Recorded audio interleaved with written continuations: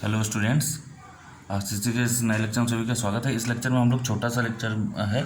इस लेक्चर में हम लोग पढ़ेंगे वन वे स्लैब की जो डिज़ाइनिंग है उस पर न्यूमेरिकल्स, है ना। ये रह गया था तो आपको बता देते हैं, कम से कम आपको ये पता चले। ये तो चल गया पता कि डिज़ाइनिंग करते कैसे हैं, लेकिन ये एक एग्जाम्पल लेके बता दिया जाए न्यूमेरिकल लेके तो ज़्यादा अच्छे समझ में आ जाएगा, है ना। हम लोग क्वेश्चन करते हैं तो आज ज़्यादा अच्छे समझ में आता है। तो क्वेश्चन एक है, डिज़ाइन करना है वन वे स्लैब, ठीक है। थिकनेस दिया है, टी दिया है थिकनेस, ठीक है। थिकनेस ऑफ स्लैब दिया है आपका। देखिए एक चीज़ है, थिकनेस ऑफ स्लैब या इफेक्टिव डेप्थ की बात करें तो होता सेम है। स्लैब में जो मोटाई होती है वही गहराई होती है, आपको तो पता होना चाहिए, ठीक है।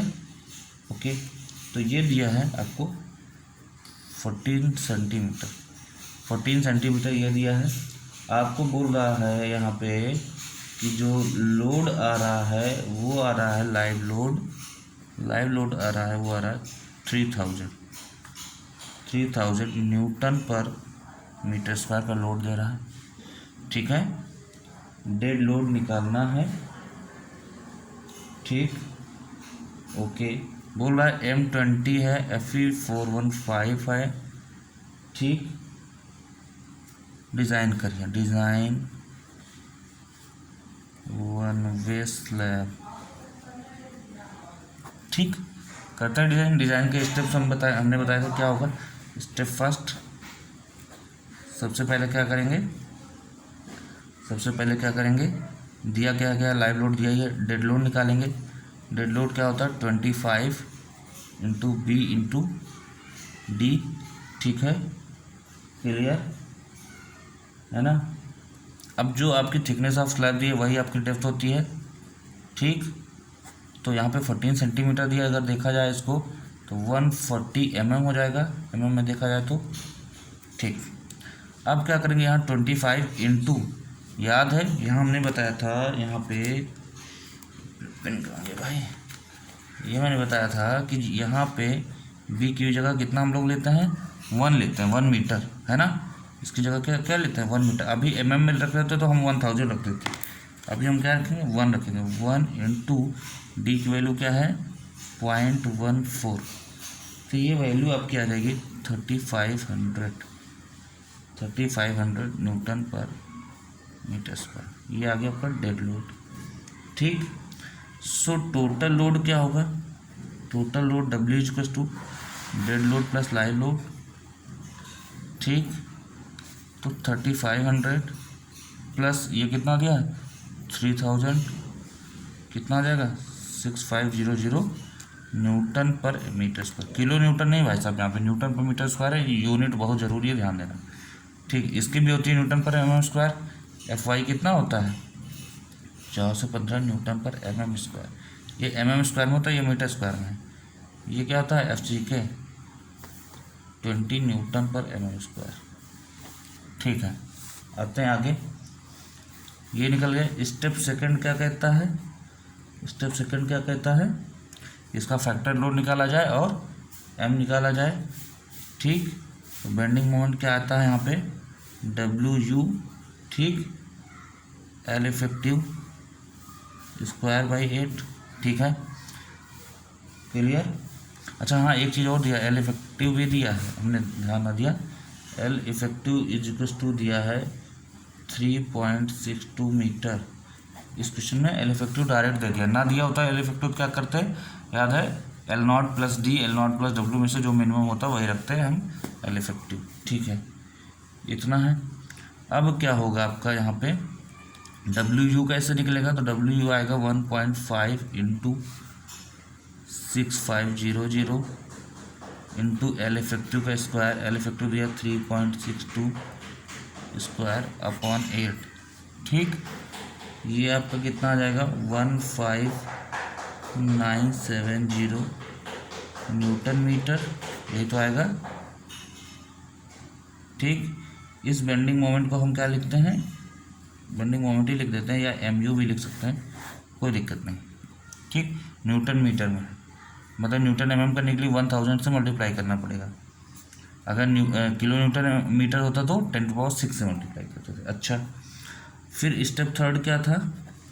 स्टेप थर्ड यही तो था, सिंपली सपोर्टेड बीम की तरह डिजाइन करना, सिंगली रिइंफोर्स्ड बीम की तरह। क्या करना था कि इस बेंडिंग मोमेंट को MU लिम के बराबर रखना है। तो MU लिम हमारा कितना होता था बीम के केस में? क्या दिया है? 415 फॉर FY 415 का था 138 FCK BD square for FY 415 Newton पर mm स्क्वायर, है ना? यही तो था। MU लिम की जगह क्या रख दें? ये रख दें, तो क्या होगा 15970 इंटू 10⁻³ 3 क्यों कर रहे हैं? 6 क्यों नहीं कर रहे हैं? न्यूटन मीटर में, किलो न्यूटन मीटर में होता तो 10⁻6 करते हैं, ठीक है। 0.138 FCK कितना है? 20 दिया है, 20 इंटू, यहाँ देखो, यहाँ समझने वाली बात है, B की वैल्यू क्या रखेंगे? B दिया नहीं तब भी B की वैल्यू क्या रखेंगे? ब्लू पेन से लिख देता हूँ 1000, ठीक, इंटू D स्क्वायर। जो D रिक्वायर्ड है, तो यहाँ से D की वैल्यू क्या आएगी? अंडर रूट करके आ जाएगा, D स्क्वायर है ना, तो आएगा 76 mm। निकालिएगा आप 76 mm, ठीक। ये इसको आप D डैश कह सकते हो या D रिक्वायर्ड कह सकते हो, क्लियर, या D रिक्वायर्ड भी बोल सकते हो, ठीक है। अब ये आया आपका 76 mm इफेक्टिव डक्ट। इफेक्टिव इतना आया है, तो स्लैब के केस में क्या क्या जोड़ते हैं भाई? हाँ, तो मान लीजिए कि हम क्या कर रहे हैं, effective cover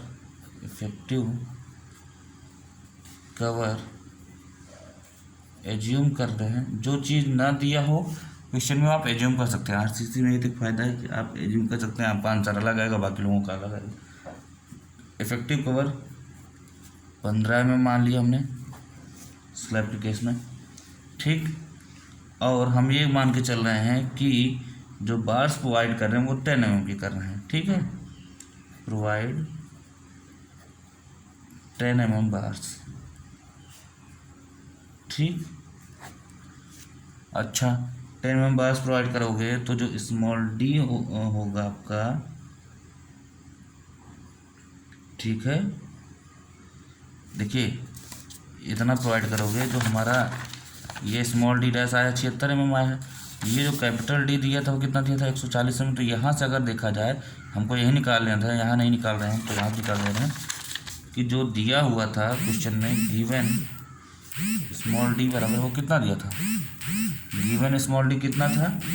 140 capital D minus effective cover plus 5/2, यही तो होता था, ठीक। जो गिवन है उसका निकालेंगे। स्मॉल d बराबर कैपिटल D कितना दिया था? 140 माइनस इफेक्टिव कवर क्या था? 15 mm प्लस 10, यहाँ पे क्या है? 5 है 10, तो 10/2 कितना आएगा? ये आएगा 140 माइनस 10/2 5 5 20 120 mm। स्मॉल d आया 120 mm, ये गिवन था, या जो एज्यूम करते हैं वो आया। अब जो निकाला d डैश, ये 76 mm आया, ये इससे कम है, मतलब ये आपका कम है, मतलब सेफ है। हेयर तो सेफ है, क्योंकि जो हमारा रिक्वायर्ड है ना, जो हमारा d डैश है, here d dash is less than d, ठीक। d dash is less than d मतलब क्या है? सेफ, या ओके लिख सकते हैं, ठीक। चलो d निकल आया। अब क्या निकालेंगे हम लोग? AST। अगला स्टेप क्या है? AST निकालेंगे। AST हमने कैसे बताया था कि आप चाहे तो 0.36 FCK B, है ना, XU बराबर 0.87 FY AST, इससे निकाल सकते हो, ठीक। यही बताया था, ठीक है। इससे आप निकालोगे, ठीक। तो तो इससे तो सबसे पहले एक्स यू की वैल्यू निकाल लीजिए आप, ठीक है, क्लियर। एक्स यू की जब आप वैल्यू निकालेंगे तो क्या होगा, देखो 0.36, एफ सी की वैल्यू 20 इंटू बी, यहाँ फिर देखो बी की value 1000 into X U is equals to, क्या एफ सी की वैल्यू निकालना अभी बता रहे हैं, 0.87 एफ वाई है 415 into A S T, x you आएगा आपका 0.05 ए एस टी आएगा, ठीक। एस टी के फॉर्म में आ गया, इसलिए एक्स यू निकालना है, क्योंकि मैंने बताया था ए एस टी निकालने के लिए ये वाला फार्मूला लगा सकते हो, F Y A S T into D minus 0.42 X U बताया था, ठीक। तो यहाँ पे देखा जाए तो ये वैल्यू उठा के यहाँ रख दो, ठीक है। जब ये वैल्यू आप रख दोगे 0.87415 ए एस टी, डी कितना दिया था 120 जो भी आया है दिया था, माइनस 0.42 इंटू 0.05 ए एस टी आपको निकालना है, कैसे भी निकालो, ए एस टी निकालने ढेर सारे तरीके हैं, 15970 इंटू 10³ कर दो, यहाँ से आपका ए एस टी आ जाएगा, कितना आएगा भाई, ए एस टी यहाँ से आ जाएगा 347 mm स्क्वायर, कितना आएगा 347 mm स्क्वायर, ठीक है। तो ए एस टी यहाँ से आ जाएगा, कैसे भी निकाल लो, फार्मूले हमने कई बताए थे एल एस एम से या डब्ल्यू एस एम से, ठीक। अच्छा अब क्या है, ये ए एस टी आ गया तो क्या निकालना है, स्पेसिंग। स्पेसिंग के लिए क्या बताया था हमने, याद है कुछ, स्पेसिंग के लिए एस वी बराबर बताया था small A S T upon capital A S T into 1000, ठीक। स्मॉल ए एस टी की वैल्यू क्या बताया था, स्मॉल ए एस टी की वैल्यू क्या बताया था हमने, π/4, स्मॉल ए एस टी की वैल्यू क्या बताया था π/4, ठीक। और अच्छा 10 mm हमने बताया था, जबकि स्मॉल एस टी के हम 12 mm यूज़ कर लेना, लेकिन यहाँ पे हम कितना ले रहे हैं, यहाँ कितना ले रहे हैं 10 mm बार्स, तो 10 mm ले रहे हैं तो 10 mm लिख देते हैं, 10 का square small S T upon capital S T कितना है, कैपिटल एस टी आपका निकल के आया है 347 इंटू 1000, कितना आएगा ये आएगा 227, लगभग 227 से 230 मान लेते हैं mm, ठीक है, ठीक। तो अब और स्पेसिंग कैसे पता करते हैं, तो स्पेसिंग का मैंने बताया था सिंपली सपोर्टेड केस में 3 5 और 300 जो मिनिमम होगा, है ना, इससे ज़्यादा नहीं होना चाहिए, ठीक है, यही बताया था। तो देखते हैं 5 की वैल्यू क्या है हमारा, वही डेप्थ डायमीटर 3D लिख सकते हो या 35 लिख सकते हो, है ना, 3D भी लिख सकते हो, क्या कितना था डी 120, ये वाला 5 जो है वो एक सरिया का है, ये टोटल है, ठीक है। तो 120 और 300 तो यह आएगा 36 360 और 300, तो इसमें मिनिमम कौन सा है, मिनिमम है 300 से ज़्यादा नहीं होना चाहिए, है ना, S V is not greater then, इससे ज़्यादा नहीं होना चाहिए, ठीक। तो 230 है तो सही तो है, ज़्यादा कम होगा, सो लिखा जाता है इसे एक लाइन, सो प्रोवाइड, ये मेन बार्स की चीज़ें चल रही थी, ये जो भी चल रही थी एस टी वगैरह, इससे मेन बार्स की, ठीक है। अच्छा provide main bars of 10 mm dia at the rate, ऐसा लिखा जाता है एट द रेट 230 ये वाला mm centre to centre, CC, centre to centre, spacing centre to centre ही तो होती है। ठीक है, अब हम बात करते हैं डिस्ट्रीब्यूशन बार की। ठीक, अच्छा हाँ, यहाँ से नंबर ऑफ बार्स भी निकाला जा सकता है। कहाँ से? ST से। ठीक, ओके। डिस्ट्रीब्यूशन तो यहाँ लिखेंगे प्रोवाइड, मान लो 5 है तो provide 5 main bars of 10 mm है, ऐसे लिखेंगे। ठीक है, डिस्ट्रीब्यूशन बार्स कैसे लिखेंगे? डिस्ट्रीब्यूशन बार में क्या करते हैं, कल वाली मैंने क्लास में परसों बताया था कि आपको मेन बार्स का कितना लेना है, मेन एरिया का, है ना, 0.12%। ठीक, तो आपका जो एरिया आएगा वो आएगा ST आएगा में डिस्ट्रीब्यूशन बार का, वो आएगा 0.12%। ठीक, इंटू B इंटू D, यही तो बताया था। तो 0.12% आएगा, क्या आएगा, क्योंकि HYSD बार के लिए है, HYSD बार। ठीक, 415 दिया है, 0.12/100 परसेंटेज हो जाएगा, या 0.0012 इंटू B, यहाँ पे क्या होगा 1000 इंटू D कितना होगा 140, कैपिटल D की बात हो रही है, इजिकल्स टू आएगा 168 mm²। ये इसका ST आ गया। डिस्ट्रीब्यूशन बार कितने के लेते हैं? मेन बार तो हम 10 12 mm की ले लेते हैं, डिस्ट्रीब्यूशन बार हमेशा लेते हैं हम 8 mm बार की। तो प्रोवाइड 8 mm बार्स, ये आप ले सकते हो। ठीक, 8 mm बार लेंगे तो जाहिर सी बात है ST स्मॉल ST कितना आएगा, π/4 इंटू 8 का स्क्वायर। ठीक, तो इस स्पेसिंग क्या होगी, SV π/4 8 square divided by 168 total ST into 1000। ठीक, क्या आएगा 300 mm के आसपास आएगा, 297 के आसपास आएगा, हमने 300 ले लिया। ठीक है, अच्छा इतना आ रहा है तो याद करिए डिस्ट्रीब्यूशन बार के स्पेसिंग में हमने क्या कहा था कि स्पेसिंग किसने ज़्यादा नहीं होना चाहिए, किससे ज़्यादा नहीं होना चाहिए, 5D और 450 mm, यही बताया था। इनमें से जो भी मिनिमम, तो 5D कितना आएगा, 5 into 120।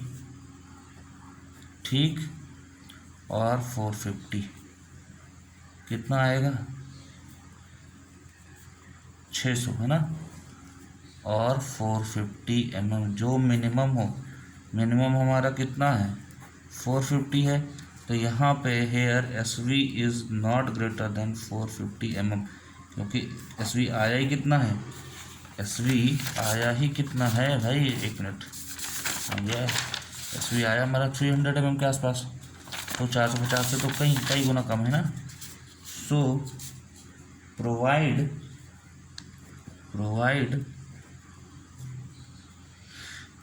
8 mm distribution bars of 8 mm, ऐसे distribution bars of 8 mm at the rate 300 mm centre to centre. ठीक है, क्लियर, तो ये सारी चीज़ हो गई, तो ऐसे ही डिजाइनिंग की जाती। ठीक, तो देख लेना है, इससे आता नहीं जाता, लेकिन देख लेना एक दोनों सवाल और करके, एक दोनों मेथड करके, बस आपको मेथड्स पता होना चाहिए, है ना। तो जैसे सिंगल इन्फोर्स की डिजाइन करते हैं वैसे ही करते हैं, बस इसमें स्पेसिंग वगैरह मेन बार डिस्ट्रीब्यूशन बार की अलग अलग हो जाती है।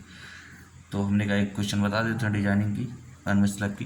तो ऐसे ढेर सारे न्यूमेरिकल करते रहिए, रिवीजन करते रहिए। ठीक है, मिलते हैं अगले क्लास में, तब तक रिवाइज करते रहिए।